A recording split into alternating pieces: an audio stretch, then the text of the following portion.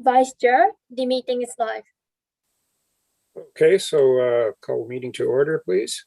And first, we just want to go around and make sure everyone's audio is working and that your connection is good.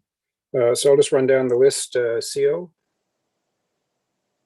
check in. You're muted. Yeah, fine. Yeah, sounds good. Good. David? Hello, everybody. Hello. Robert Jarvis is not able to attend tonight. Farhang?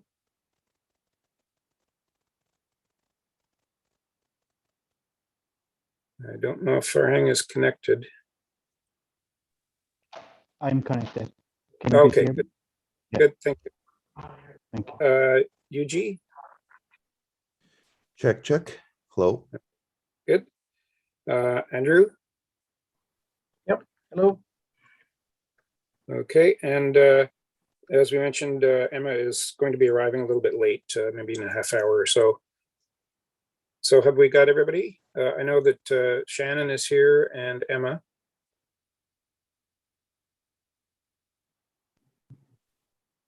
Yes, hello, everybody. Hello. Hi, everyone. I'm here as well. Okay, good. So item 2 on the agenda is community announcements from members. So I'll just again go down the list and ask if anyone has any community announcements or any information they want to bring forward for our attention. CO? No. David? Farhang? Farhang, you don't have your video on, so you're muted and I don't see any video. There we are. Okay, and just make sure your audio is on, please. There we go. Yes. Okay, any announcements? UG? I don't have anything. Thank you. Okay, Andrew? No announcements. Okay, just in terms of information, I just wanted to make a very brief mention just for the record. I did note this week that the swimming beach at Williams Lake has been closed due to a suspected blue-green algae bloom. So we have a similar situation again in a different lake this time. And my suspicion is that these type of events are going to become more common over time. And to my knowledge, there are two things that contribute to this.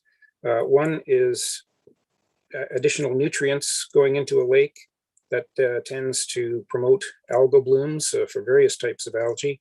But in particular, if the nutrients are high, the blue-green algae are favored and they tend to bloom. And the other thing is water temperature. And of course, we've been having very hot weather lately and can expect, I think, that to continue in the future summers. So there's not too much we can do about the temperature. In terms of nutrient enrichment of the lake, might be worth for HRM if they want to investigate that a little further. I don't know that there has been any recent development of land within the Williams Lake watershed, but if there has, it's possibly contributing additional stormwater into the system, and that might be bringing additional nutrients to Williams Lake. So those are the kind of factors to consider, and hopefully it won't happen too often, but as I say, my suspicion is that this is going to become more commonplace, if anything, over time. Next item on our agenda is the approval of the minutes from June 10th. Does anyone have any errors or omissions that they want to note from those minutes? The draft has been circulated. No, seeing nothing. So I'll ask if there's a motion to accept the draft minutes and approve them as presented. Yep, I'll move it. Okay, David moves it, and seconder, please. Seconded. Andrew, okay. All in favor of approving, please say aye or indicate. Aye. Okay, any opposed?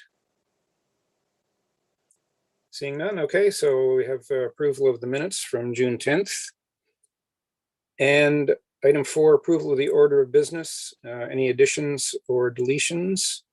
Haruka, do we know of any additions or deletions that we are making? There's no additions or deletion from the clerk's office. Okay. Do any of the members have any additions or deletions they want to bring forward at this time? No? Okay, again, so we need a motion to approve the agenda as it's been presented. CO moves it I'll second it. and UG seconds. Okay. All in favor? Okay, any opposed? No. Okay, so we will continue with the agenda as approved. Do we have any business arising out of the minutes? I'm not aware of any. I don't think there's anything from last time that comes forward. Haruka, do we have anything that you know of? Nothing from the clerk's office. Okay. Item 6, call for declaration of conflicts of interest in regard to the upcoming agenda items. Does any of the members have any conflict of interest that they feel they should bring forward? No. Okay, so we can continue. Item 7, consideration of deferred business. Again, I'm not aware of anything. I don't think there's any deferred business from previous meetings that needs to be attended to. Any correspondence, petitions, and delegations? So we do have correspondence from 3 individuals that the clerk's office had circulated to each of us, so you should have those. From Joshua Kurek, Alex Raish Marston, and Alexandra Futerman. And so I'll just again go through the list of members and ask if anyone has anything they wish to speak to in regard to those pieces of correspondence. CO? CO, you're muted.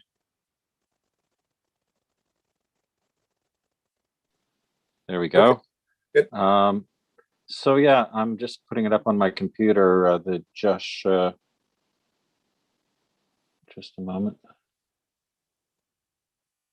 Yes. So Joshua Kurek,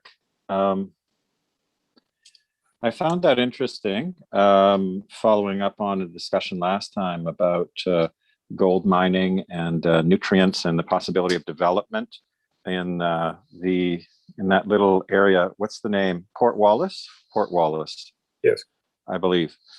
So I guess, my overall thoughts on that are the gold mining has shown us where the water flows. And essentially the water flows from Port Wallace into Lake Charles. That is being considered as a development opportunity. I think for many years, the city has desired to develop that part of the city. Development necessarily entails hardening of surfaces and changing of the landscape, new drainage. But we know where the water goes. We know that if we harden the surfaces, the overwhelming tendency, and we are, after all, a watersheds body, so we talk about watersheds. So the overwhelming gravitational force will be taking that water, which now, if it's developed, is not percolating into the soil. It's not being absorbed by plants. It is bouncing off of roofs. It is bouncing off of pavements. It is running off of lawns, and then sort of being carried by gravity to where? Well, we know what the natural tendency is. The natural tendency is for it to flow into Lake Charles. So I think that the city should be extremely cautious, particularly in light of your remarks, Tony, opening the meeting, that we're going to see more and more algal blooms and nutrient problems. We should be extremely careful not to aggravate the situation, particularly in the light of climate change and warming waters.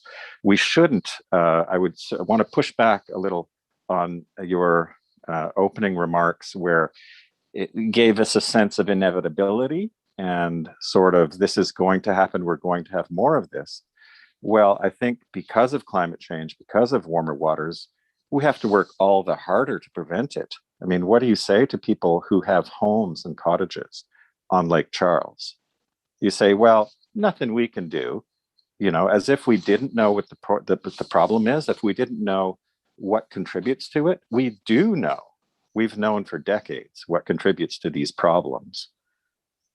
So I think we need to be very careful not to get on the wrong track and just focus on gold, right? And gold mining and arsenic. Because if we do, then we ignore the bigger message of this watershed, which is all roads lead to Lake Charles. So be very careful if you're going to even think about developing these lands. Okay, thank you, Sia. I certainly wouldn't disagree with you. I didn't mean to imply it's inevitable. It's just that it tends to be the way things are heading, particularly with the warming weather. But no, certainly it's not true to say that there's nothing we can do about it, and I didn't mean to imply that. Okay, David, anything regarding the correspondence? No, I don't think so. Okay. Farhang? No, I don't have anything. All right, thank you. Yuji?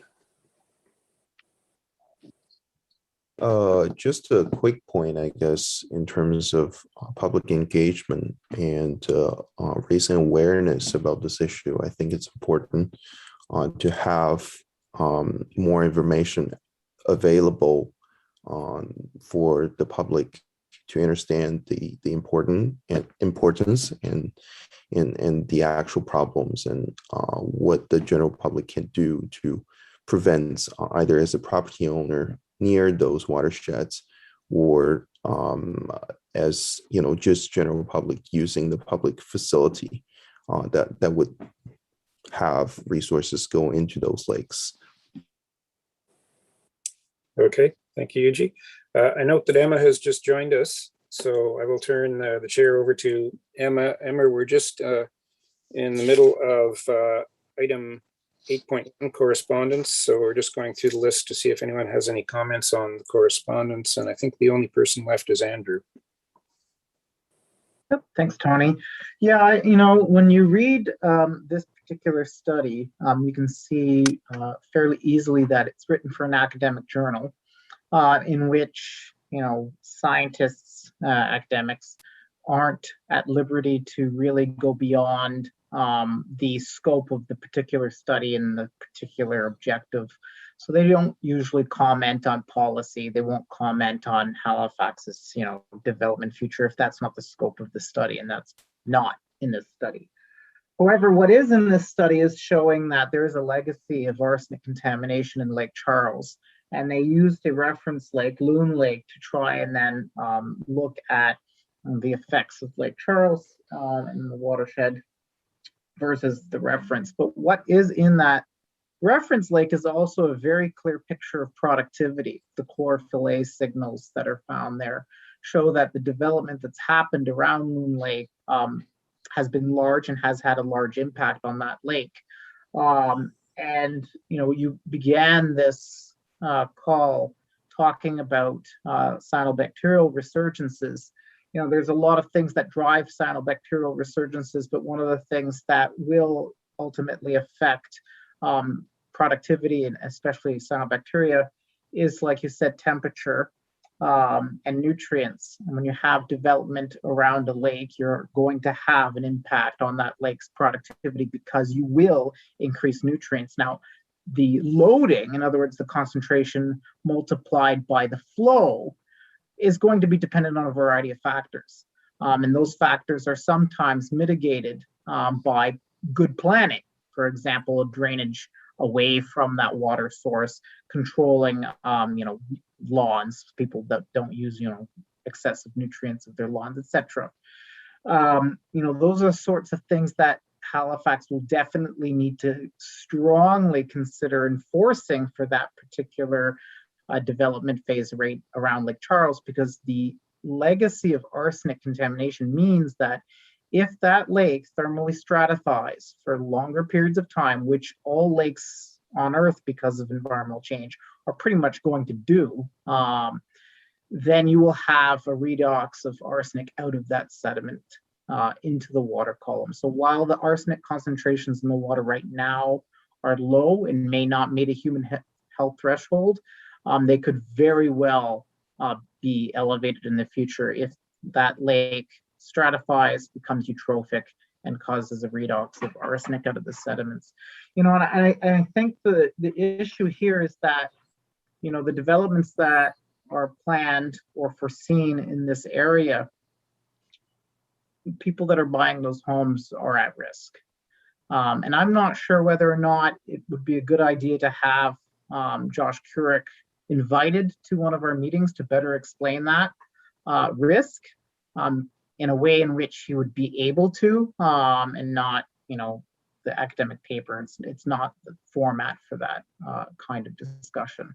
I think that it would behoove us to have him go over some of those points, especially when you have that risk factor, and what that would mean in terms of development around Lake Charles. Okay, thanks, Andrew. And as I said, I'll turn it over to Emma at this point.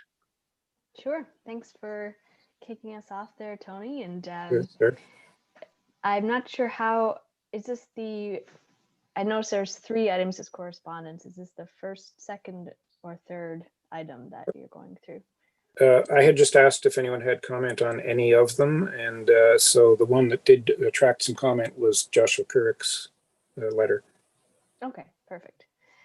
Yeah, I don't think I'll add anything. I came in at the end there, but it sounded like there were some good comments made, and we can maybe for a future meeting talk about inviting Joshua in to speak to the board. This could be useful. Just catching up here.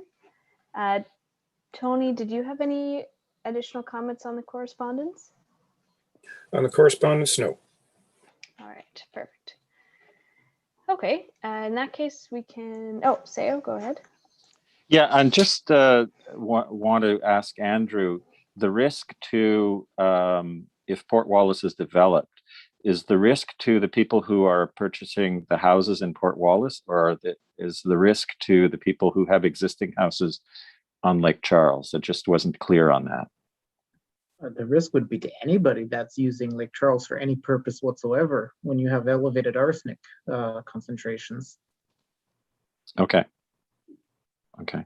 And for your benefit, Emma, I was just making the point that although we've been talking about arsenic and gold mining and legacy pollution, one of the real risks of development in Port Wallace is the increasing phosphorus nitrogen loads. Because the gold mining has effectively traced out the watershed for us, and it has shown us where the water flows, which is directly into, indirectly into Lake Charles.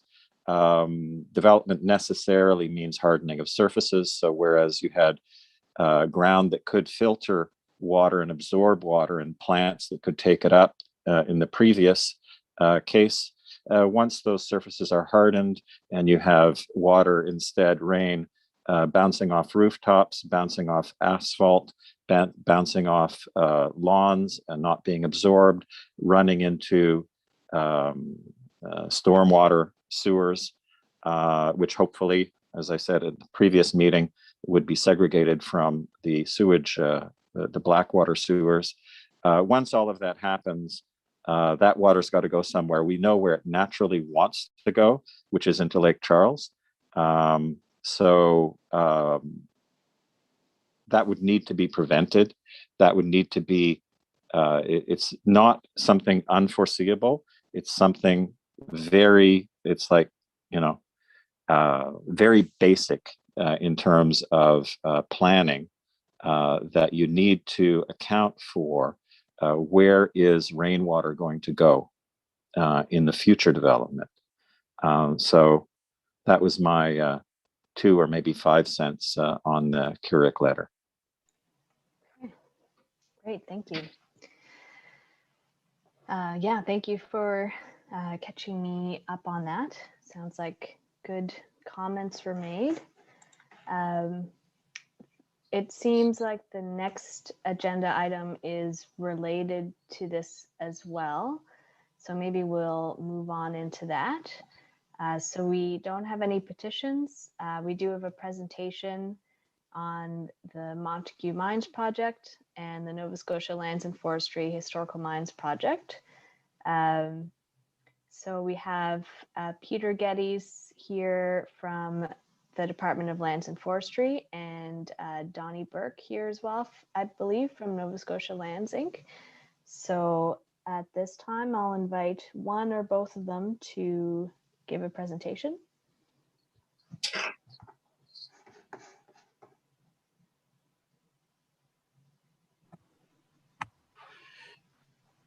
Good evening, everyone. My name is Donnie Burke. I'm an executive director with Nova Scotia Lands. Peter's actually mobile here on a phone, so he's having a spotty connection, he tells me. So I don't know if he's going to jump in here now. That's what the pause was. Can you hear me? Yeah, we can. Yeah, apologies for that. Yeah, I am traveling off the road today. I would much prefer to be at a stationary computer and be able to use my videos, so apologies for that in advance. Look, thanks for the opportunity to come in today and talk a little bit about this rather large problem that we're dealing with. I'm the executive director of regional services for lands and forestry. One of our responsibilities as a department is to manage the province's crown lands. And the crown lands, some of you probably know, represent a third of the land of the province. And on those lands, we have some 60 odd abandoned mine sites in the province. So this is not just an HRM, obviously, it's a problem right across the province. Many of those are former gold mine sites, coal mine sites, other types of metal as well too, and they present a whole diversity of problems in terms of long-term environmental effects and potential need for remediation. And as you can imagine, it's a huge undertaking province to try to address this, but we've been working over the last 2 years with Nova Scotia Lands, specifically with Donnie and his team, to try to go through a process whereby we're looking at all the mines across the province and doing some risk analysis on them and making some determination on where we need to focus our efforts first in terms of prioritization. Some of that prioritization obviously includes the Montague mine site and also Goldville and those in Guysborough County as well too. So those are two priority projects for us. And Donnie will talk a little bit more about that. We're certainly glad to have the opportunity to talk a bit about this work. It's new type of work for us, and like I said, we don't expect to fix all these problems overnight, but we are working on the problem in earnest. And I think Donnie will be able to give you a little bit more of the technical background of what's happening not only with Montague, but with our analysis of all these sites across the province. So thanks again, and I'll turn it over to Donnie for the details. Great, thanks, Peter. You guys can hear me all okay? Yeah. So I guess our first slide will just show you a little bit of the breadth of the project in terms of where we're dealing with mine sites. There's approximately 11 sites in HRM, primarily gold, but there is a couple of little, there's one other metal mine in there that is, affected, abandoned as well, that we have to address. And if you could go to the next slide. So we were engaged in the fall of 2017. Actually, first of all, I guess I should tell you a little bit about Nova Scotia Lands. We're a provincial Crown Corp. We deal with environmental remediation and brownfield redevelopment. Some of our projects, I was the former project director for the Sydney Tar Ponds cleanup and moved over to Nova Scotia Lands, which was a sister entity. But we've been involved in other projects, the MV Minor with demolition of an abandoned ship, which was quite major. We're currently active in the Boat Harbor remediation project as well. And in the HRM area right now, we're in the closure of the former RDM disposal or RDM recycling site in Harrietsfield. So we're kind of all over the province doing things. In 2017, we were engaged by the then Department of Natural Resources, primarily the geosciences and mines branch people. In around 2010, with the new general accounting practices of Canada, of course, all government entities had to book liabilities. There was roughly 69 plus sites that were identified as former mine sites on Crown lands that actually served to form some type of liability for the province. And we were engaged particularly on Montague and Goldenville early on. Goldenville is in Guysborough County, which were both gold mines, which were considered to be two of the I guess the largest sites in terms of tailings, and of course, their potential impact on the environment. So 2018, we issued an RFP.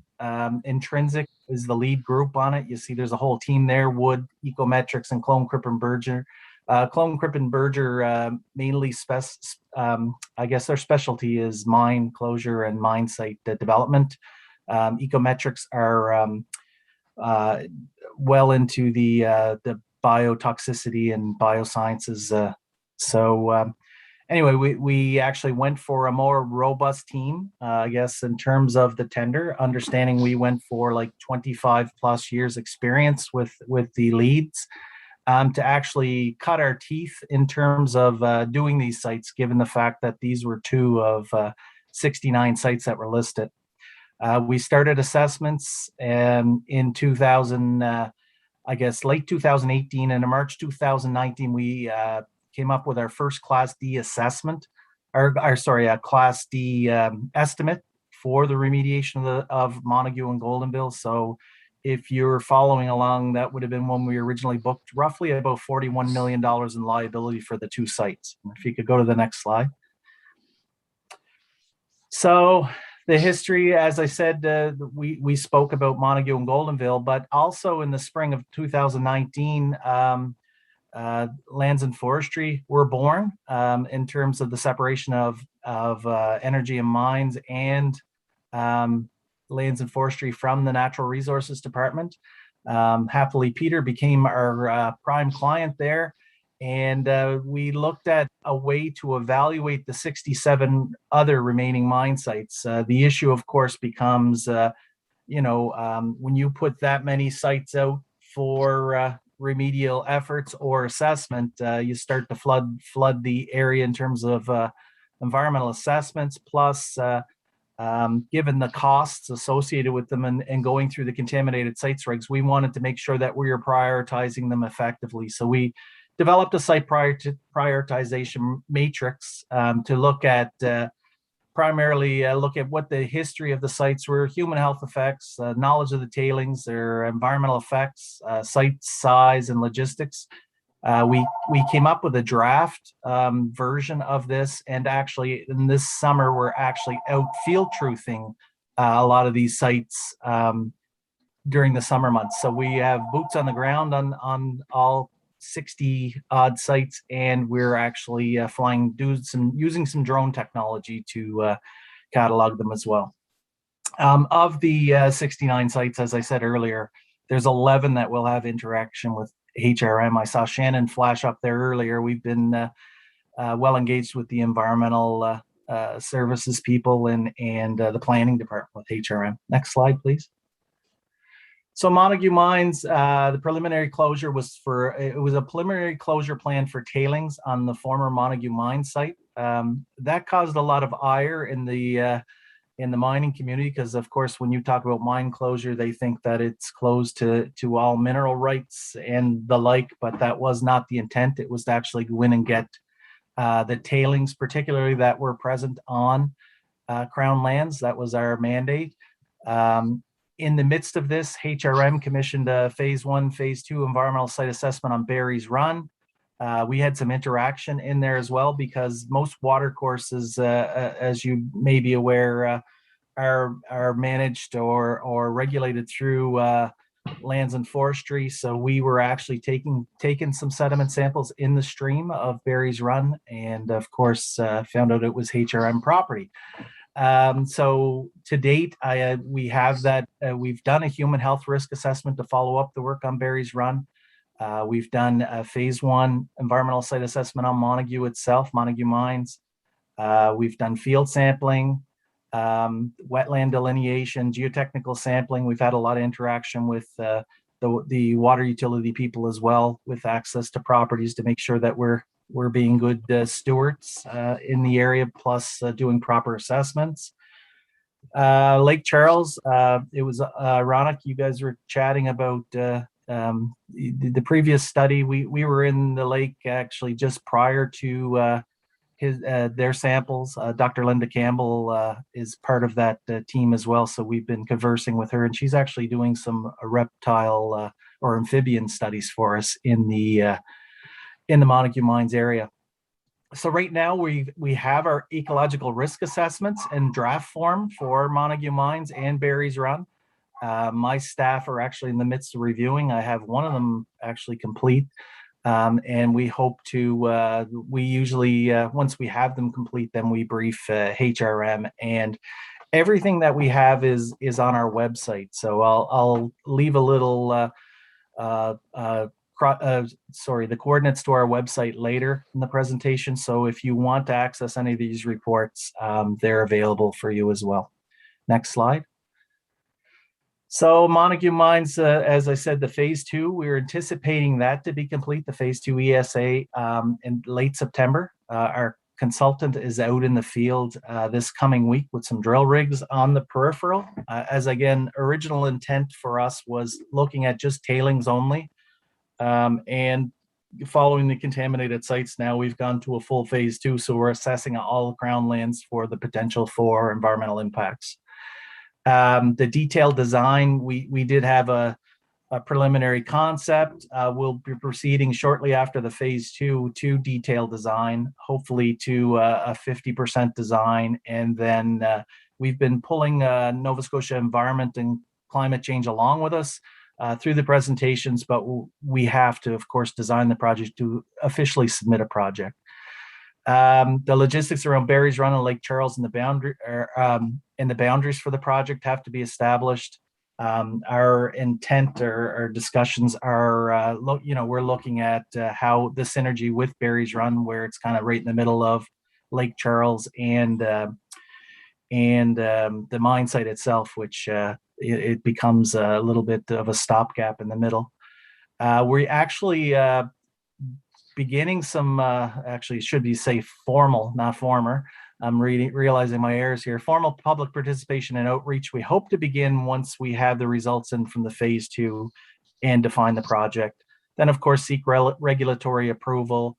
And then if I was as hopeful as I am most times, I would hope that we would be out to start, pulling these tailings in. Our current design shows that we would construct a containment cell and isolate these tailings. And actually, when you get into the Lake Charles study, that's part of the whole debate on we're still seeing deposition from the site versus migration up through the site, through the sediments as well.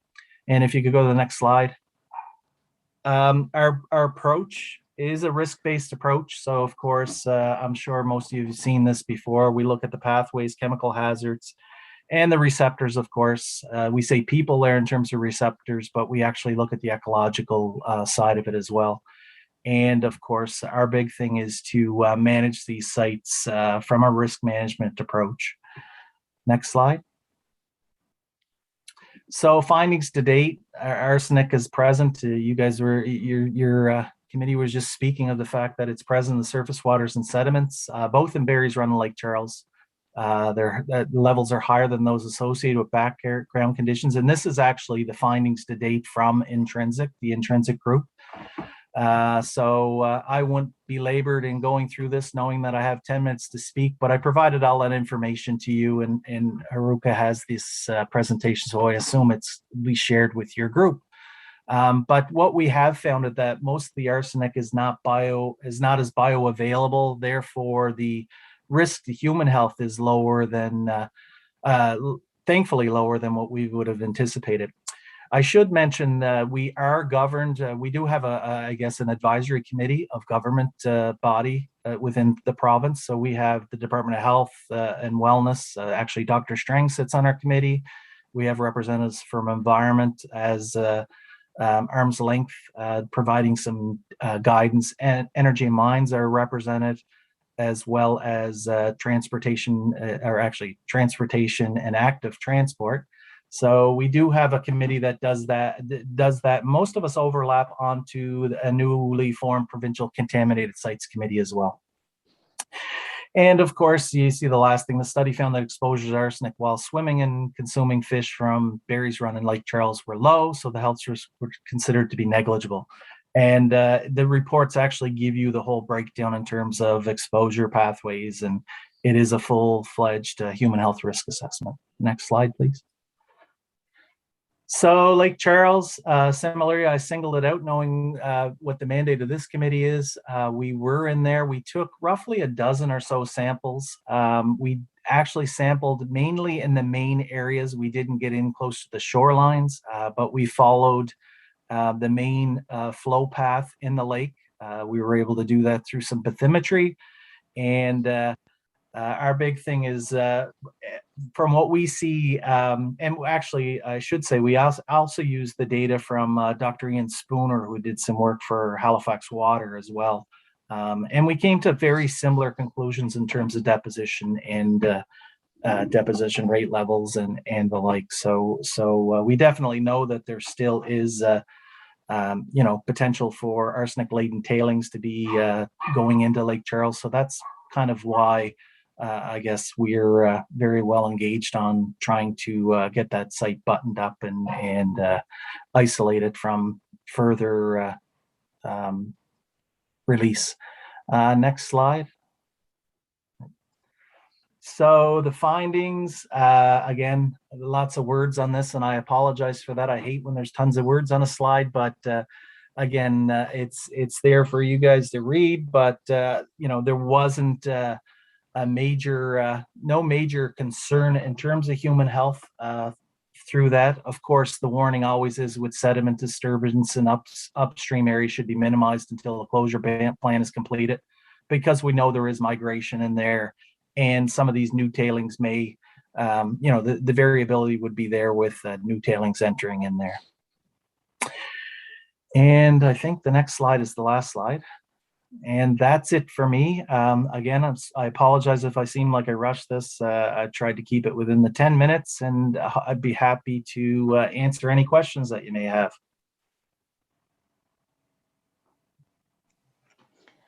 Okay, thank you so much for that.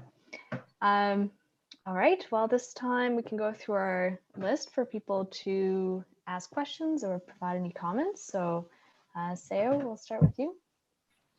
Yeah, a few things occurred to me, questions. So you mentioned, Donnie, first of all, excellent presentation. Congratulations, very, very well put forward and well prepared. So there was a number of 41 million as listed as a cost to the municipality. What does that mean? What's that composed of? So I wish it was for the municipality, but it was actually for the province of Nova Scotia.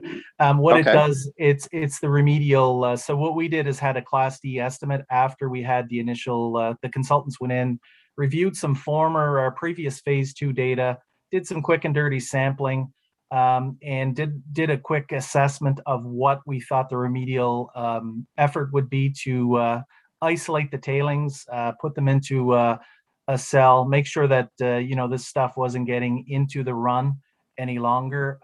So going through the brook and the like. So it's predominantly the removal of arsenic laden tailings from the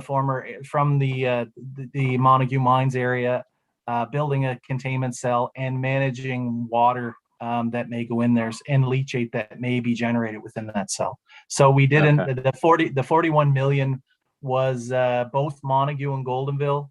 They roughly were, for all intents and purposes, they were almost a 50-50 split. Goldenville's a little bit bigger, but a little more isolated. And of course, Montague is right in the middle of, the city per se, or right on the edge of the former city of Dartmouth. So carries a little bit of a difference there. Plus with some of the other activities that would be going forward with the potential for 107 realignment and things like that. We took that all into consideration and how we would address it. So they are the liability estimates for the accountants to actually book now. So they are on the books of the province as financial liabilities associated with a contaminated site. Right. So they're essentially their estimates of cleanup costs. Correct. Right.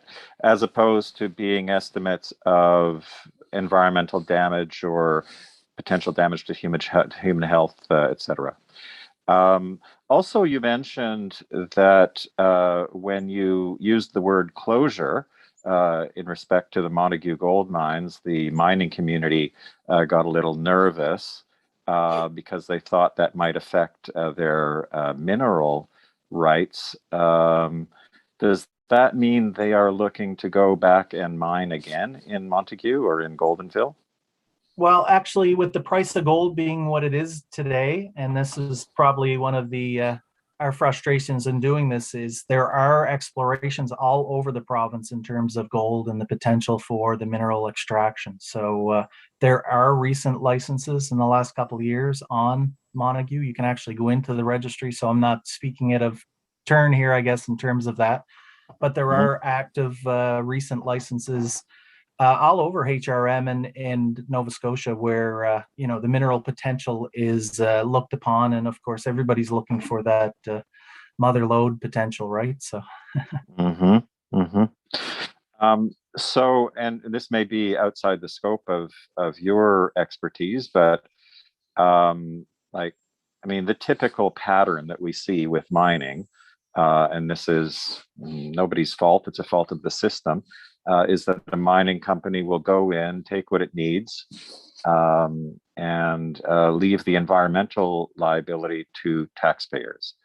So what is being done in these other cases, now that we know about the impacts of gold mining, for example, what is being done to prevent this kind of problem in the future, which is all the more likely, by the way, as ores get less and less.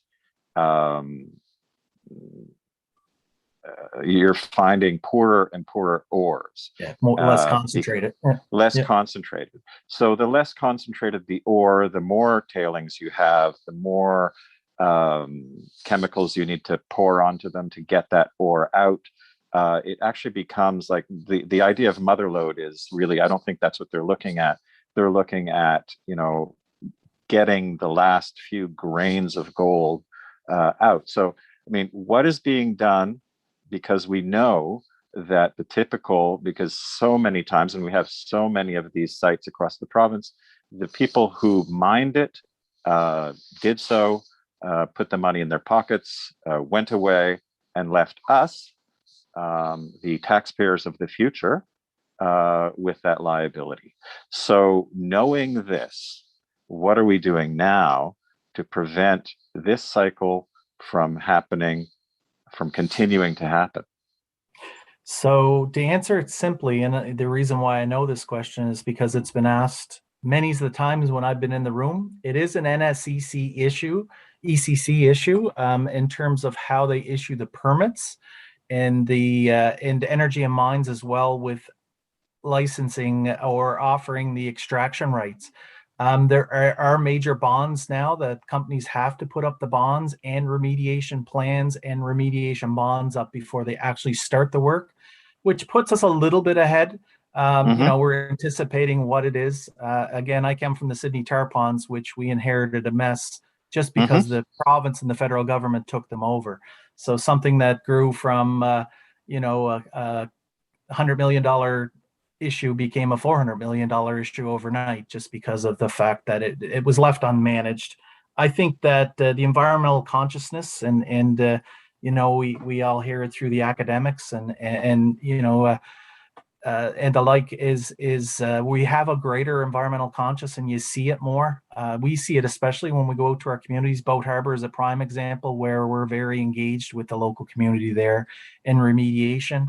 It is a sin of the past. And of course, our job is to see if we can bring it back to as close to what it was, but at the same point, manage it so that it doesn't cause these deleterious effects.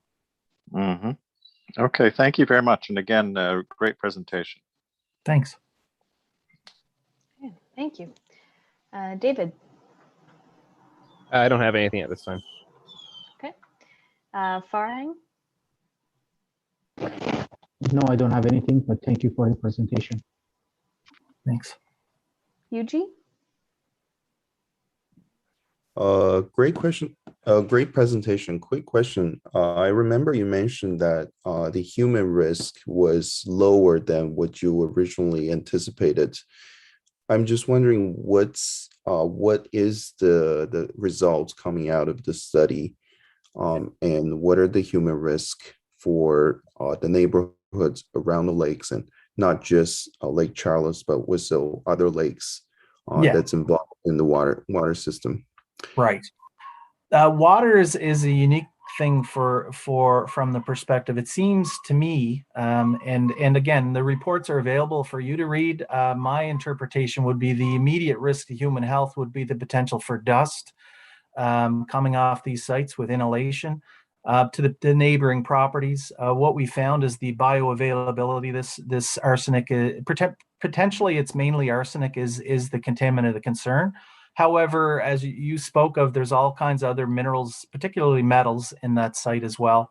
Mercury was used at one point as part of the extraction or amalgam of gold, of course, but it seems pretty much contained into one small area there.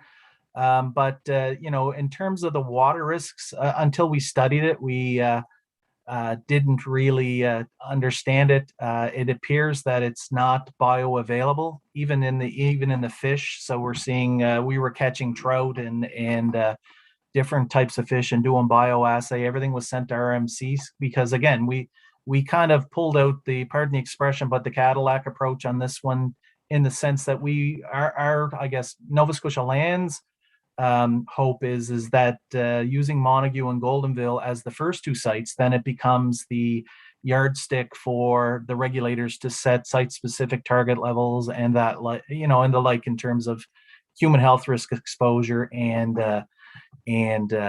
remediation on these managed sites. So I hope I answered your question. I kind of skirted around it, but I'm not the Christine Moore is the I don't know if you're familiar with her, but she's very active in the area. She is our prime project manager on the project. Plus, she's a toxicologist, so she would be able to provide any further detail. If you want to send me questions, you can reach me through my email, and I can get you some more detailed information as well. Thank you. You're welcome. Andrew. Yeah, thanks, Donnie. You've mentioned a couple times now that the human health risk was lower than what was expected, and that the bioavailable fraction of arsenic was low. But the bioavailable fraction of arsenic in water will flocculate into the sediments under any kind of oxygenated condition. I mean, that's just chemistry. So basically anything in the water will settle out with the arsenic into the sediment. And that's what the Josh Curick's study highlighted as the risk, is that basically all of the lakes in the area in which would have had influence from these mining sites contain the legacy of that arsenic. And the risk is low as long as those lakes are oxygenated. So, I mean, within your studies, was there not any kind of discussion or risk analysis associated with whether or not these lakes will become eutrophic, or would be eutrophic now, or in periods of the summer where you would actually have bioavailable arsenic in the water? So everything that we've done to date, of course, and I must, we have applied for some federal funding through this, through one of the remediation funds. And of course, part of that is to take into consideration sea level rise, of course, and global warming effects. They're two prerequisites on FSIP projects and the like. So we have done a climate lens report on that and tried to tie it into the data as well to look at that. Most of what we're seeing in terms of the arsenic, there is arsenic in the water column. You are correct, and we do see that there. But it's I guess the opinion of intrinsic, and again, I'd actually I'm going on my recollection as a project manager. I'm not a toxicologist or biochemist. I'm an environmental practitioner. But if you to get into the meat of that, it is well defined in the study to look at that and what's in the water column. It's the opinion of our consultants that most of what we're seeing now is more deposition of sediments. It's still moving, like that stuff is still traveling by the brook into Lake Charles. So that's what our thoughts are, is that we go in, and I guess I always simplify it in the sense, if I have a leak in my bathtub, then we're going to plug that bathtub as quick as we can. So that's kind of what our modus operandum is. But we are, there is a detailed studies into that. And again, I would be speaking out of tune if I was to start commenting on the eutrophication, and that's more my science people's, but they would be available, of course, to discuss that with you further. Yeah, I mean, the continued deposition of arsenic material into these aquatic systems is obviously a huge concern.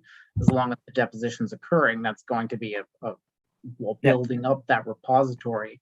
But I would suggest that, if you are able to query your scientific team, because their finding of bioavailable arsenic being low is going to be 100% based on whether or not that water has oxygen. So anytime, especially during the summer periods, late summer periods, August into September in Nova Scotia, you will have periods of anoxia, especially in some of these lakes in Dartmouth that are heavily urbanized, that will redox various things, including phosphorus. It's a positive feedback reaction, actually, for eutrophication. You'll redox phosphorus, arsenic, and everything else that was basically in the legacy of that sediment back up into the water column. Yeah, and we have sampled seasonally. Predominantly Lake Charles sampling actually occurred in late July to mid-August of last year is when they were actually on the lakes.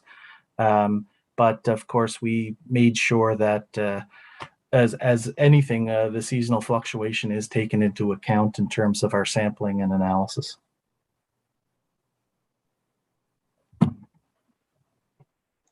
Okay. Tony. Yeah, just a couple of things. CO asked my first question, so I would just very much echo what was said there. My hope would be on a policy level that the province is going to be undertaking to ensure that we don't create any more of these sites. So in other words, those responsible for undertaking the mining operations are unavoidably also responsible for closing and remediating and cleaning up the site, whether that's through regulation or requiring upfront bonds to make sure that the cost is covered. Anyway, so echo that from CO as well. My other question was, I just quickly brought up a Google map of the Montague Mines area. I'm not that familiar with the actual boundaries, but I can see that, of course, it does have drainage which goes into Lake Charles through Barry's Run. But I also see a couple of other little streams which flow in the other direction, on the other side of the drainage divide, which go right down into the Lake Major watershed. And Lake Major, of course, is the drinking water supply for most of Dartmouth. So, Donnie, I don't know if you're able to address this or not, but I just want to ensure that someone has looked at that and to make sure that there isn't any drainage from Montague Gold Mine area going towards Lake Major. Yeah, we actually have done some assessment. We predominantly stay on Crown lands, but in a few cases, we were on the cusp of where we crossed HRM water property, just on that the backflowing. I think it's Loon Lake. Correct me if I'm wrong. Loon Lake drains down through Barry's Run into Lake Charles. But I'm looking at the map. There are a couple of other little streams that drain. It would be eastward down into the Lake Major watershed. Yeah, I don't I don't know if those streams interact at all with the Montague Gold Mine site, but I would just be concerned if there is any chance Yeah, of no, that yeah. way. What we did, I guess, in originally planning the full scope of work, the consultants used LiDAR imagery, a little bit of everything in order to look at pathways. They've exhausted also. We have gone that, and actually the work that they're doing now is data gap work, where they're actually going out to some of the boundaries that would be non-tailings areas, but within phase 2 scope for contaminated sites regs, so that we cross the T's and dot the I's on that. So we are looking at all boundaries and the interaction there. Okay, thank you. Yeah, I just wanted to make sure that would be covered. Yeah, and we're actually, we converse a lot with Barry Geddes and his team to ensure that we're getting in there and addressing and providing the access. I just saw communication between them this morning. So okay, good. I'm yeah. a former Halifax Water employee, so I do have that Oh, concern. excellent. Good. I know very well. Yep. Yeah. Thank you. Okay, thanks. I had a question as well, just about the impacts that the remediation would have on the surrounding habitat. From what I understand, a lot of, correct me if I'm wrong, but at least some of these old mine sites are on wetlands, some of which may have been created since the mine was put in and just put into these infilled places. I'm not sure on the details, but I do know that Barry's Run has a wetland on the site. And I was just curious, I guess, how the remediation would impact that habitat. Is it kind of capping off those mine tailings, or is it removing it from the site, or what would the site look like afterwards? So our intent, I guess, at this point, and again, we haven't finished detailed design, but the instructions we've given is that we wanted to return to existing or close to existing conditions as possible. You're correct. We actually have done wetland assessments and studies. What we found out early on is that although we have lots of wetlands defined on maps in places, some of them haven't been field truthed. So we actually went out and field truthed all of these wetlands. Wood has a wetland expert that actually spent a few weeks out there, and we did the full delineation and a mapping of the wetlands, and of course supplied that back as part of the deliverable back to Lands and Forestry. So of course one of the deliverables or one of the issues that we will have is if we go in and disrupt these wetlands, then there's wetland compensation or wetland revitalization or rehabilitation. And of course the Barry's Run area in particular is a pretty vibrant fen that it's flourishing there. There are arsenic-laden material in the stream. And actually, when we learned the history about it, of course, when they were building the Shuby Canal, there was a dam constructed there and they backed up water. So there is material that would be in that fen, but similar to what I guess our approach in Boat Harbor is, sometimes Mother Nature can do just as good a job as we can, or better actually. So in some cases in the fens, as long as this stuff is not bioavailable or an issue, then we would leave it there and manage it inside and monitor, more or less in perpetuity. What we always say is we put a 25-year long-term monitoring and management plan on sites. So Sydney Tarpons has one. We have one planned for Boat Harbor, Harriet's Field, and the like.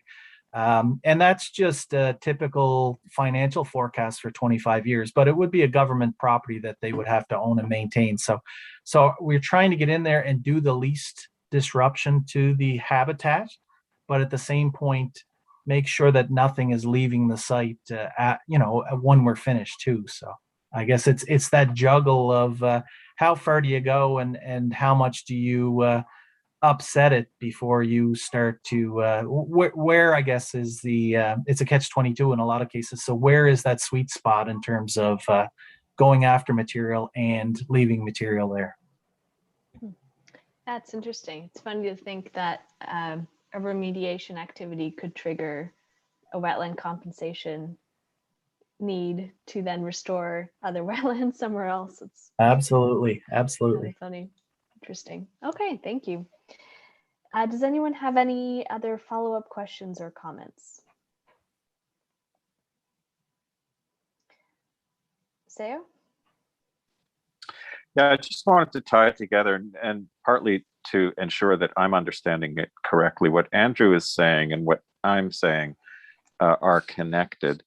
So I think what Andrew is saying is that to the extent that phosphorus or nutrient loadings increase in Lake Charles as a result of development in Port Wallace, that would cause two problems. One would be the excessive algal growth, which when it dies and decomposes on the lake bottom, eats up the oxygen and then causes these chemical reactions that release the arsenic. So development has in that watershed has two risks that are connected and in some ways feed each other.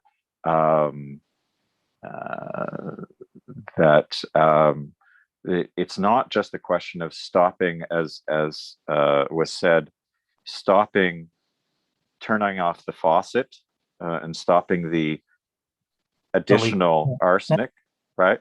It's also a question of making sure that no more nutrients get in, because when those nutrients get in as a result of development, then that arsenic that is already there will be potentially liberated. So I just wanted to make sure that, that's the essence of, or the totality of the problem, right? That it has these two dimensions that interact.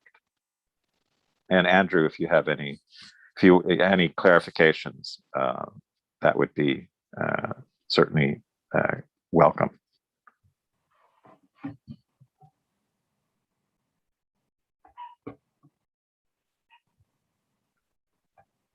Seo, you captured exactly what I was trying to get across.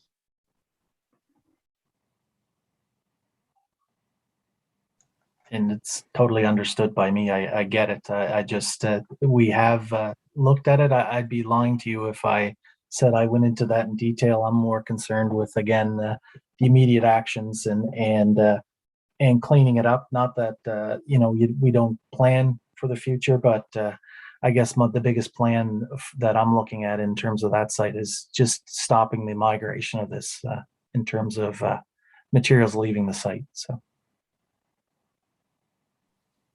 Yeah, definitely understood. You're doing your job within your parameters. Yep. But we as the committee are looking at the bigger picture. Absolutely. Totally get it. Yeah. Okay, thanks for everyone's comments and questions. Thank you very much, Donnie, for presenting. That was very informative. Yeah, if there's no further comments or questions, then yeah, thank you very much for stopping by. Thank you for the opportunity. Take care. Good night. All right, so we'll move on to our next item now. So we have a staff presentation from Megan Mond, planner. So Megan, I'll hand it over to you if you're ready.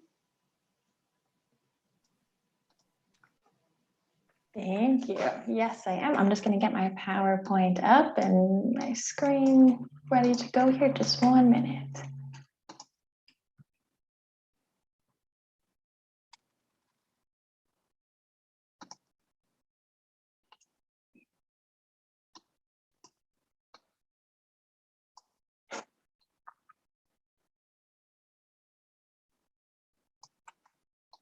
Okay, hopefully you can see that. Can everybody see my presentation on their screen? Perfect. Great, thank you. So my name is Megan Mond, and I am a planner with the Urban Enabled Applications team in the current planning group.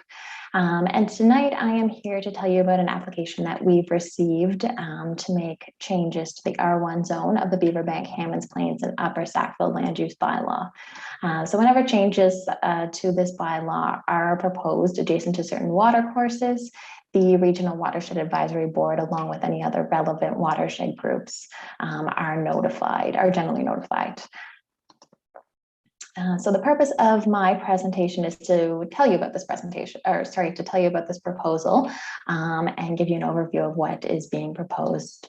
So policy P143 of the Beaverbank, Hammonds Plains and Upper Sackville Municipal Planning Strategy states that council will notify the Halifax County, Halifax Mainland Waters Advisory Board, which is now the Regional Watershed Advisory Board, and any other relevant group when considering amendments to the land use bylaw for any proposed amendment adjacent to a watercourse within the Sackville River or Shubenacadie Lake system. So you're welcome to provide feedback and ask me any questions at the end of my presentation. And then I will let you know that a summary of any of the feedback that you do provide will be included in my staff report that goes in front of council. So my role as the planner in this application is to manage the planning application process. So I am the main contact for the applicant and the general public who have questions, comments, or concerns about the proposal.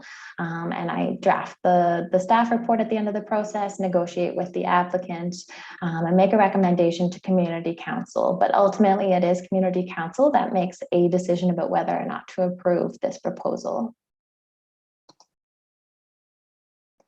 So Clayton Developments Limited is the applicant, and they've asked to make changes to the R1 zone requirements in the Beaverbank, Hammonds Plains, and Upper Sackville land use bylaw. Specifically, they've asked to reduce the minimum lot size and the minimum frontage requirements for residential lots where both municipal water and sewer services are available. So the R1 zone lands are shown on this map here. So these are the lands that are serviced with both the municipal water and municipal sewer services. And so most of these lands are located off the Beaverbank Road. And this map does show that so it shows the affected lands in green, but then you'll see that there's a bit of blue in the middle there. And those lands are subject to a development agreement that would revert back to the R1 zone requirements. So those lands would also be affected by this proposal.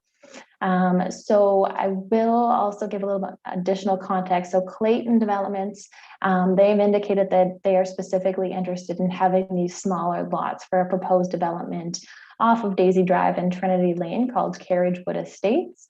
And that parcel is marked with the red star on this map. So the proposed Carriagewood Estates subdivision is being reviewed through HRM's subdivision application process. It's not part of this application, and there's no public consultation associated with that subdivision proposal because it's considered an as-of-right proposal, so they can comply with the regulations, but they are asking to reduce the lot size through this application, which is an entirely different process. So just in case you're not familiar with the area, I've just provided a couple photos of different streets. The image on the top is Trinity Lane before it was paved, and then the image on the bottom is Sherry Lane. So essentially the areas that are affected are low-rise residential development, primarily single-unit dwellings. But the lot size, the architectural styles of the buildings, and the age of the development does vary across the area. So it does have a mixed character. So today, the R1 zone lots with municipal water and sewer services need to have at least 6,000 square feet of land and have at least 60 feet of frontage along the public street. So Clayton is asking to reduce that minimum required lot area to 4,000 square feet and the minimum frontage to 40 feet. So this table compares the existing R1 zone requirements with the proposed. So you can see in red there, those are the only two changes that they're asking for. So the other requirements, like the minimum distance a house has to be from the property lines, the height, the amount of land that it can buildings can cover on a lot are all staying the same. And I will also note, since it's probably more relevant to your group, that there are the general provisions that include the watercourse setback requirements, and those apply to any development in this area, and that would not be changing or being affected as a result of this application. So just for a little bit of context, there are 3 levels of planning documents in HRM. The highest level is the regional plan, and it guides where population growth and investment of services like transit, piped water, and sewer could occur. The second level is the community plan. Community plans focus on the specific geographic areas such as Beaverbank, Hammonds Plains, and Upper Sackville in this case. And these plans outline where and how different types of development may occur. So some uses may be permitted in some areas, whereas other uses may only be allowed prior to going to council for approval and after the community has had a chance to provide feedback. So those types of applications are called enabled applications. And then the third and most detailed planning document is the land use bylaw, and the land use bylaw identifies the zoning of the lands and specific regulations for developing a property. And any development that can meet the land use bylaw regulations can happen without council approval and without engagement from the public. So the lands affected by this application are our 1 zone lands. And as I mentioned, they're in the Beaverbank, Hammonds Plains, and Upper Sackville land use bylaw. And they are designated R, which is the residential designation under the Beaverbank, Hammonds Plains, and Upper Sackville municipal planning strategy. And the R designation applies to lands predominantly characterized by single unit dwelling development, and that is primarily suburban in character. So this application is an enabled planning application, and the policy that is allowing council to consider it is policy P137 of the municipal planning strategy. So policy P137 says that in considering amendments to the land use bylaw, council shall have the appropriate regard for the following matters. So that the proposal is in conformity with the intent of the municipal planning strategy and with the requirements of all other municipal bylaws and regulations, that there is adequate services and infrastructure such as water services, roads, and community facilities, that controls are placed on the proposed development to reduce conflict with any adjacent or nearby land uses by reason of such things as type of use, size, and lot coverage of buildings, and traffic generation, access to and from the site, and parking. And finally, that the proposed site is suitable in terms of the steepness of grades, soil and geological conditions, location of water courses, marshes or bogs, and susceptibility to flooding. This application is also being reviewed against policy P33, and this policy states that it shall be the intention of council to establish a residential designation.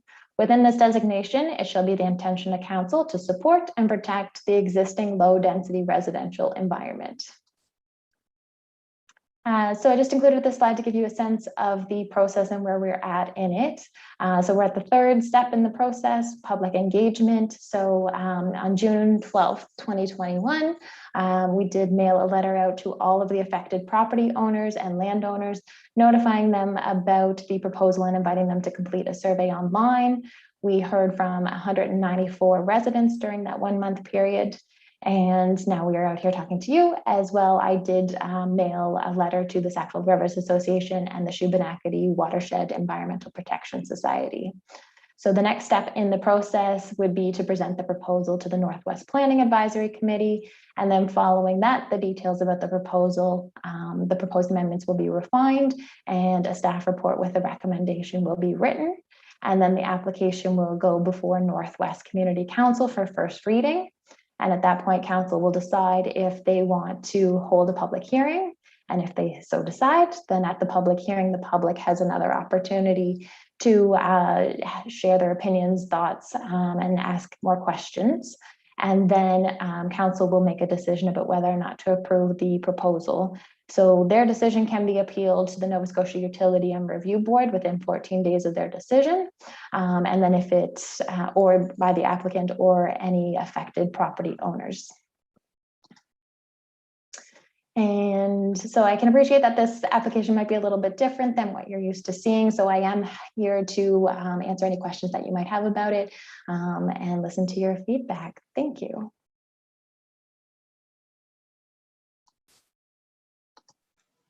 Great, thanks Megan, great presentation.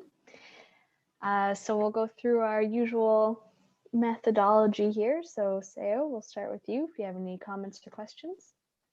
Yeah, a very good presentation. I think that you mentioned that most of the meaty issues are with another process. So I'm just wondering if, in the course of your preparing, and analyzing, researching, if you came across any, issues that would potentially affect the water courses nearby.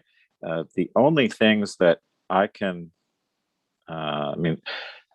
it doesn't seem to matter very much. The development itself will affect the water courses, right? The hardening of surfaces through, water running on roofs and off of lawns and off of pavement. The development itself will cause issues in the watershed. So narrowing the lot sizes, I don't see as causing any more or less issues for the water courses. I'm just wondering if, there were any issues that I might not be able to think of that, this change would have on water courses. Thank you. Yeah, so this is a tricky application because it is a bit tied with the application for Carriagewood Estates. And really that development of Carriagewood Estates is kind of where a lot of people want to dig into and provide feedback about. And that's where you would be able to see probably the most, the ability to have the most impact on the water courses and that sort of thing there. So the changes to the lot sizes, really, it's not allowing any more development. It is allowing more density of development, but those development opportunities already exist. It's just how many more houses can you fit in at this point. So within the scope of my review, there's nothing that I flagged that says that there's going to be more impacts on water courses or anything like that, because it's not directly tied to any specific site or anything like that. So one thing that I've mentioned in previous meetings is that a mistake that many municipalities in Canada have done is to have combined sewer and wastewater, stormwater sewers. So again, it's probably not within this process, but seeing as you are presenting your findings of your consultations, I think it's probably worth saying that hopefully the sewers will be segregated from the stormwater, and those will be treated separately, because there's an opportunity to do that now. In most cities, you'd have to dig up and redo the entire sewer system, so it's not possible. It's something that you need to do up front. So other than that, stormwater, where's it going? What's going to happen to it? And what mitigation measures, how is it going to be treated? That's what's going to affect changing this land and hardening the surfaces.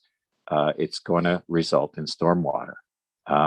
So stormwater management, I think, would be the big focus of this committee. The other question I have is, you mentioned setbacks, again, part of the other process, setbacks from water courses. What are those current setbacks?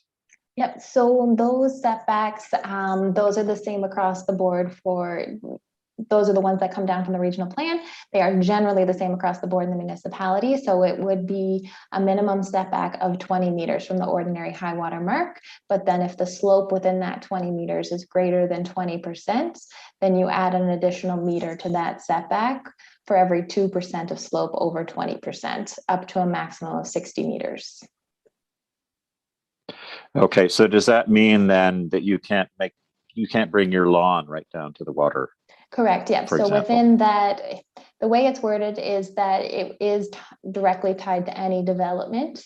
So if you are doing any development, then that water course buffer is essentially kind of like a non-disturbance area. You can't go in and cut down any trees or disturb the vegetation in that area. And so, yes, that would apply to lawns as well. You can't plow down all the trees and put a lawn down there. Right. I'm very, very happy to hear that. So thank you very much. Good, You're excellent welcome. presentation. Thank you. David?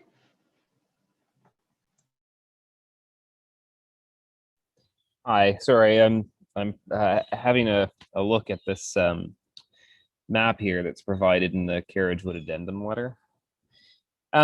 Just to dig in a little bit more on something Seo mentioned, but I'd like to actually know if you're aware of the situation in this area. What is the current sewage system in the area?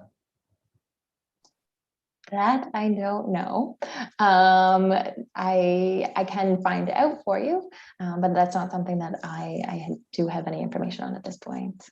Right. Something that Seo mentioned that I think is worth further consideration is that where you do have a separated, because they have to put in a separated system, of course, but where it does dump into a combined system, then that causes issues. And then that is one potential where a greater density situation could result in more actual sanitary waste, of course. And then when you have a storm, that ends up being a treatment issue when you exceed your ability to treat all of that water. Looking at this map here, I see one watercourse buffer down there. You mentioned the 20-meter buffer down the south end, or actually, I guess this map tilted. My computer is very slow at looking at this map. To clarify, sorry, David, are you looking at the map of the contest subdivision from the applicants? The contour map. Okay. Yeah. So I see a watercourse buffer running across Daisy Drive as it exists now, I think. And then up at the very north end, there is a rather large wetland as well. So I do think, echoing what Seo was saying there, I think it would be very much worth a look at the effects on the watercourses in the area, and to know where that is ultimately draining. Are they putting in a separate storm drain system that drains to a nearby water body directly? What exactly is going on in here? That would be the information I think that this committee would probably be most interested in. Yes, and that's something that I expected that you would want to know about. So unfortunately, because there's two separate processes happening at the same time, the one where we talk about the details of that proposed subdivision and how they're handling the new infrastructure that has to go in to support the development and how they're dealing with the wetlands and the water courses. That's all something that's being reviewed through that subdivision application process, where there is no ability for the public or council to weigh in on it, and it would just have to conform with the existing regulations.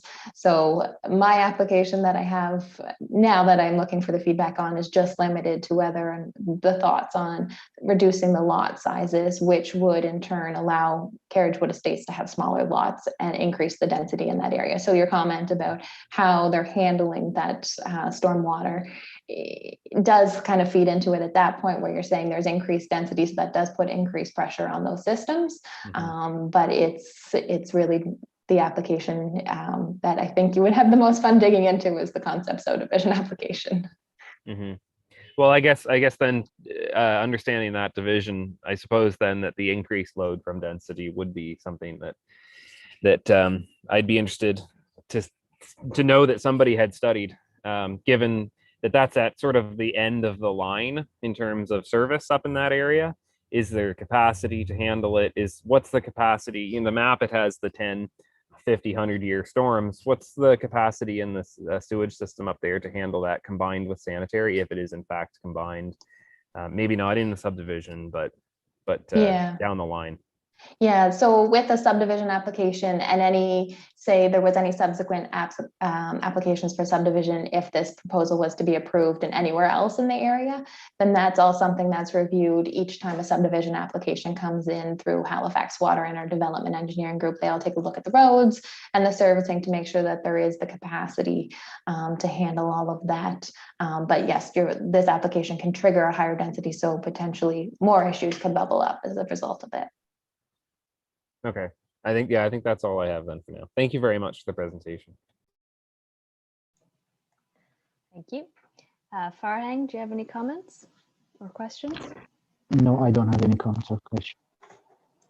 All right. Yuji. Just wondering how long does this approval process usually take for a typical applications like this? It really varies depending on the complexity of the proposal and how many groups we have to go to and things. So I think this application we received in November, so it's going to be at least a year-long process. Okay, thank you. Yeah, I am glad to see the increasing density, and really we need to speed up development in Halifax. As many of us are aware, we do have a housing crisis as well. So I think this is a good start as well to address that. Thank you. Thanks. Andrew? Yeah, thank you for the presentation. When you first started, I was immediately wondering, okay, reducing the lot size, what's that going to do? It's just going to stack more houses per area, and the goal is to put more houses in. But then you showed an image of the two streets, and I don't know if you can share your screen with that again, because the top image looked like prior to paving and would be a low density. It looked like almost wartime homes, but in that image was very different than the one on the bottom. And I'm not familiar with these streets, so I don't know whether or not the one on the bottom is reflective of what they hope the street would look like after it's been paved, because it's very, very different in terms of drainage and storm and how those properties would handle stormwater. The top one there in the Trinity Lane, before it was paved, you can see it along the side of the road there on the left. There's culverts now, and they're vegetated. They're grass, basically. In other words, that will absorb and ameliorate some of that stormwater and direct it away, hopefully away from the wetlands and other water courses. Who knows? But in a new subdivision, you would think that they would have designed something like that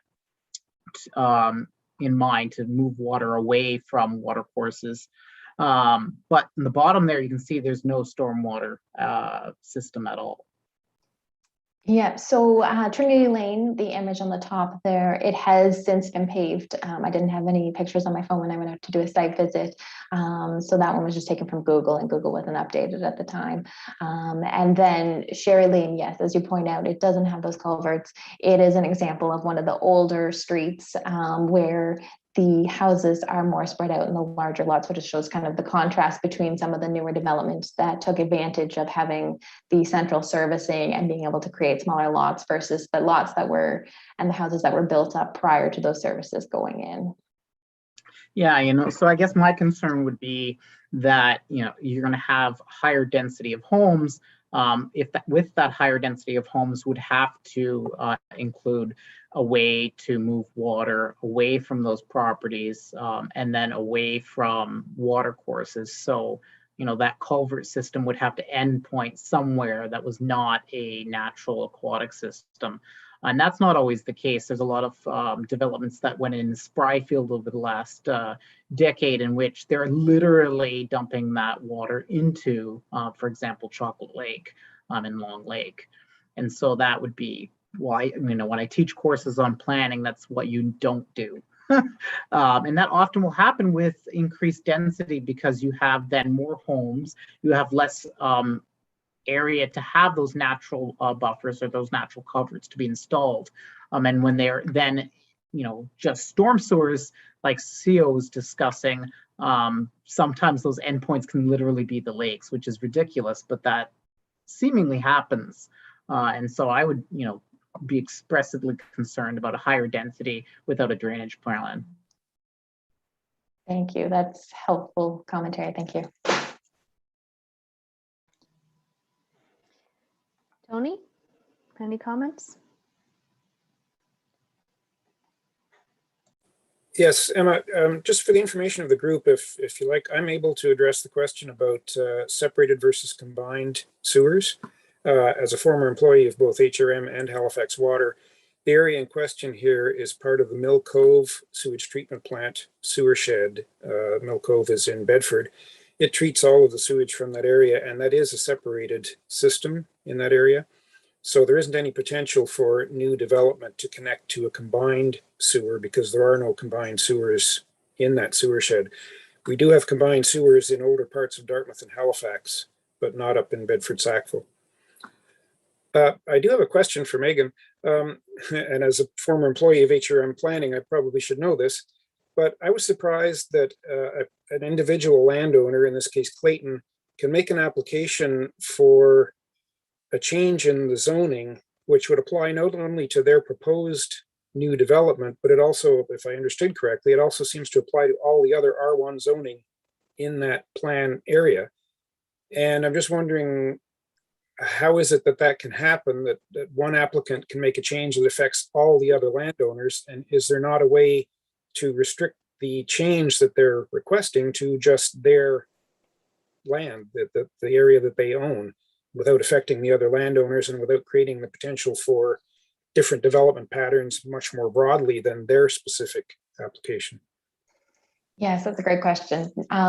So yes, typically we do see site-specific applications. This one is a little bit different because it does not only affect the applicant's property, but a lot of other properties, thousands of other properties.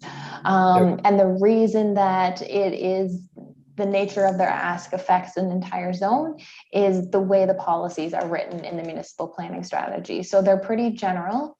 And they do leave the door open for someone to come in and ask for a change to the zoning that applies to an entire area.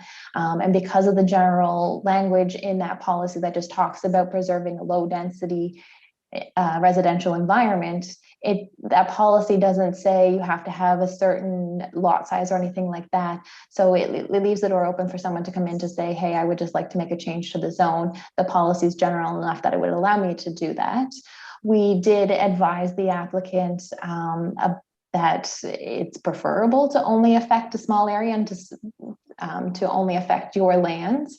But the process for doing a site-specific application out here would be to apply to amend the policies themselves to identify their property as a specific unique site that warrants having its own land use bylaw regulations or going through a development agreement to determine how the site is developed. And that process to amend the policy, it is a longer process, it's a more costly process, it's a riskier process. So of course the applicant chose the safer process in some ways, but again, then you are inviting a lot more people to provide feedback and have an opinion about it because you're affecting a lot more people with it. So long story short, the policy allows them to ask for this. If they wanted to do something site specific, they'd have to change the policy. Yeah, I guess my own preference would be to see something more restricted, like a development agreement process. Perhaps, I don't know, perhaps the policy needs a change to prevent this kind of thing, because it seems to me one applicant then can affect the zoning of, as you say, potentially thousands of other landowners without their approval or perhaps even without their knowledge. Yeah, so we did, I did have our mapping group, and the map that you saw there, we did identify all of the property owners and the residents that live on those properties, and we did send them the letter. Whether or not they pay attention, I hope they do. We have signs out in the community around the site, so if they pass, they can see that. There will be ads in the newspaper, the web page is online, so we do hope that we get their attention. But it's a tricky thing where you just have to hope that people pay attention. Okay, thank you. Okay, thanks. As you kind of alluded to, Megan, I think most of what my comments would be related to the overall subdivision process.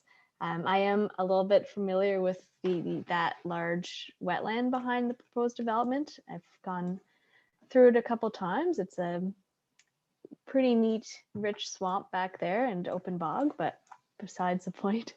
I guess the other comment kind of relating to stormwater as well is that the carriageway development is on a slope above the wetland, and you can kind of see there's like a swamp leading into this larger open area, and the concern would be that they would use that swamp in particular is kind of they would adapt that as their stormwater resting area, I suppose. I've seen that happen in other areas in Halifax. But I'm also aware that there's some more restrictive and better policies coming to how stormwater is managed. And I hope that that would be maybe applied in this subdivision case as well.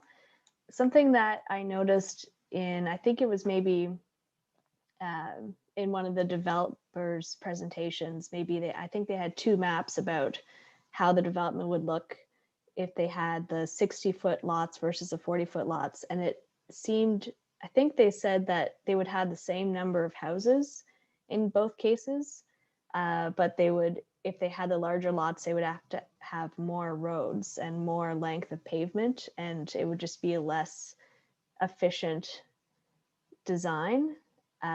So it wouldn't necessarily be less dense in terms of the number of people in that area. It would just be more little roads needed to access more houses. So I thought that was interesting. I'm not sure if that was just Clayton highlighting certain things to make their point. And I noticed in the public comments, a lot of people, most of the people who responded were pretty against this idea of higher density. But again, I'm sure people who respond to these sorts of things are people with strong opinions one way or another. But I just thought it was interesting that the number of people living there wouldn't be different. It just would be perhaps designed more efficiently. Is that what your Yes, yeah. perspective So was as well? we don't have the ability to hold them to anything. They could go in and ask for more lots, but they have told us that their plan is the way that they design the community would result in the same number of lots with the 6,000 or the 4,000. So they're not planning to have any additional lots, but just in their words, I believe just a better design of the subdivision. Right. But the design of the subdivision is still being reviewed and processed, so it can still change. Okay, right. Okay, yeah, I think that was my only comment. I can definitely see the appeal of having a more dense, potentially better designed subdivision. It's interesting, as you said, that you can't really hold them to anything, and they can kind of change it as they're going on the ground potentially. Well, it wouldn't necessarily be changing on the ground, so they can't go forward with developing the site until they have an approved subdivision application. But throughout the subdivision application, that the proposal can evolve, whether it's because the applicant wants to change things because they find out things or things come up, or whether it's to meet the regulations of one review agency or another. Right. Okay, that makes sense. Okay. Yeah, I think that was my only comment. And thank you for the presentation. Does anyone have any follow-up comments or questions? Seo? Yeah, just to say thanks again for the presentation. And I'm just wondering, you've been very clear in stating that the other process, which is where the more interesting things seem to be going on, is quite closed. And I'm wondering why that is, if, the substantive questions are being sort of resolved there, why the public is not allowed in. So with subdivision applications or any as of right development, it's already, the process for that is that it is in a process where what they're applying to do meets the regulations that are in place. And those regulations have already been approved by the public and by council. But I mean, in certain instances, some of these regulations could be decades old and people may not have had the opportunity to provide input. Maybe they don't reflect the community's wants now, but those are the regulations that we have to work with. And at the time of their approval, they were approved by council. So they were to reflect what the community wanted. And so anytime that proposal comes in, it's assumed that if it's meeting that, then there's no need for there is no mechanism for public consultation in that process. which is why providing feedback on things like the regional plan review is so important, because then those policies trickle down into all of these subdivision policies. So then you are only sort of pipeline into this process. So thank you for your role in bringing forward our concerns to council in a way that I'm sure you will do effectively and elegantly. Thank you. Thank you for having me. Great, thanks, Megan.